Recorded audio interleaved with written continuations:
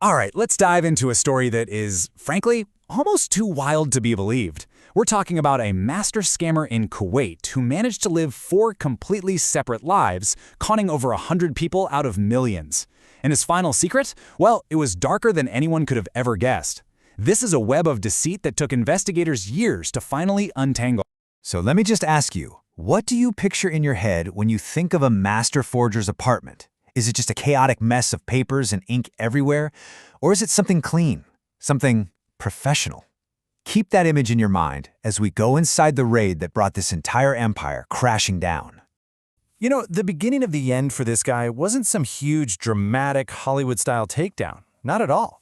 It started really small, with just a single tip-off that led investigators to his door for what they thought was going to be a totally routine arrest. So it all kicked off when police got some intel about a man who was forging official papers. The goal? To get state funding for medical treatment overseas. A pretty common type of fraud, actually.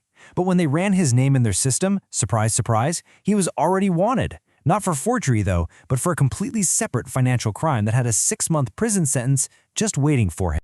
Okay, so the police head to his apartment in Jabriya to make the arrest. They're thinking it's a simple warrant, in and out. But instead, they find the guy just chilling. He's watching TV, totally calm, almost like he was waiting for them to show up. He surrendered without a fight, not a single word of protest, which immediately struck the officers as weird. That's not how a typical criminal acts when they get caught by surprise. So the guy's in custody. That should have been it. Case closed, right? But something about how calm he was just didn't sit right with the officers. So they decided to search the apartment. And what they found? Well, it turned this tiny case into one of the biggest fraud investigations in the country's history. While they're searching, they noticed something really out of place. A locked room up on the roof of the building. They had to force it open, and the scene inside was a complete shock. This wasn't a storage unit. It was an office, a full-blown factory for fraud. The scale of this operation was just staggering. We're talking multiple computers, top-of-the-line printers, and literally thousands of forged official stamps for just about every government ministry you can think of. Land grants, medical approvals, you name it. He even had stamps for ministers, undersecretaries, and other major officials. The man could create any official document he wanted, on demand. So with all this evidence staring him in the face, the guy finally started to talk. He explained that this whole forgery factory, it was just the engine for his real work. You see, he was living 4 completely separate lives. He wasn't just a forger, he was a surgeon, a lawyer, an airline pilot, and a high-ranking police colonel. Each identity was basically a key, designed to unlock a different type of victim. So let's break these down. And we have to start with his most profitable, and maybe his most cynical identity, the doctor. He didn't just pretend to be a surgeon, he actually embedded himself in the real medical community so he could prey on the trust of people he called his colleagues. One of his victims was a pharmacist. She completely bought his story that he was a brilliant surgeon and a savvy businessman. And this number you see here? 150,000 Kuwaiti dinars. That's nearly $500,000 US.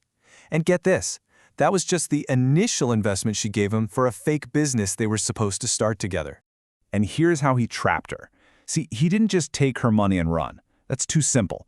He proposed they start a pharmacy together, showed her these perfectly forged licenses, and took her investment. Then he blackmailed her. He forced her to sign promissory notes, basically IOUs, for another $500,000 dinars. So if she ever even thought about going to the police, he could cash those notes and completely ruin her. She had absolutely no way. But the doctor wasn't his only game. His next persona was just as predatory. As a lawyer, he would basically haunt the country's courthouses. He wasn't there to practice law, though. He was there to hunt for his next targets, vulnerable women who were going through tough legal battles.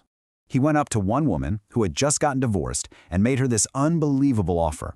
He promised he could get her a massive settlement from her wealthy ex-husband. But of course, there was a catch. He needed his fee, a jaw-dropping 140,000 dinars, paid in full upfront. I mean, the sheer audacity is just breathtaking. And to prove the settlement was real, he even showed her a perfectly forged check for the full amount. She was convinced, so convinced, that she and her sister took out massive personal and construction loans just to pay his fee. Of course, the moment he got the 140,000 dinars, he vanished. She was left with nothing. No settlement, no justice, just crippling debt for her and her family. So as this case just kept getting bigger, more and more victims started coming forward. People who'd been scammed by his pilot persona, by his police colonel identity. The scale of his crimes was just immense. But investigators still couldn't wrap their heads around one thing. How did he have such complete and total control over his victims? We're talking about highly educated professionals here. 150. That's the number of victims who officially filed complaints against him.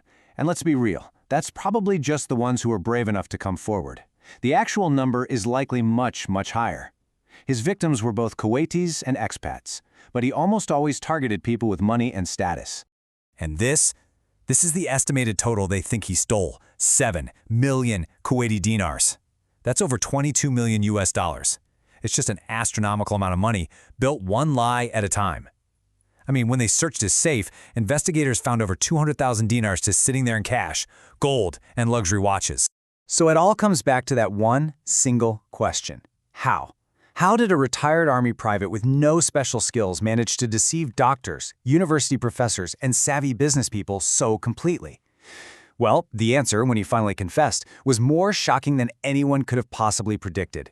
He claimed his power came from black magic. So here's the story he gave them. He admitted that he paid a sorcerer in another country to cast spells on his main targets. He'd send over their photos, and the spell would supposedly make them totally obedient to his will. This, he claimed, is why they would just sign blank checks and hand over their entire life savings without a second thought. It's his explanation for how one victim, a brilliant doctor, suddenly forgot everything she knew about medicine and had to be moved to an administrative role. He said she was completely under his control. You know, the original journalist who broke this story ended with a really powerful warning, especially to the young women who were so often his targets. And this quote really sums it up. A person's title, whether it's doctor, pilot, or lawyer, it means absolutely nothing. Your own self-worth and your dignity, that's what you have to protect above everything else. This man built his entire empire on forged paper and a whole lot of charisma. But today, creating fake identities is easier than it has ever been, thanks to things like AI and deepfakes. And that leaves us with a huge critical question for the modern world. When it's so easy to fake reality, how do we ever truly know who or what we can trust?